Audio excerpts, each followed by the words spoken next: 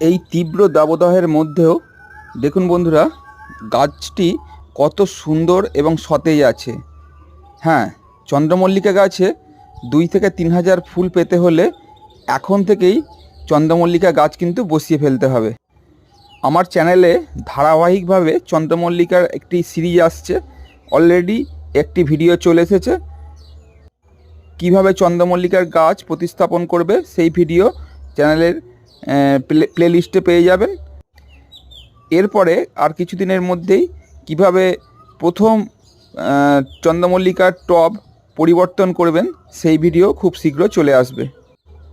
আমার দেখানো পথ অবলম্বন করলে এই প্রখর গ্রীষ্মের দাবদাহের মধ্যেও আপনার চন্দ্রমল্লিকা গাছগুলি কিন্তু সবুজ এবং সতেজ থাকবে। লিঙ্কে চন্দ্রমল্লিকার ভিডিও দেয়া হলো।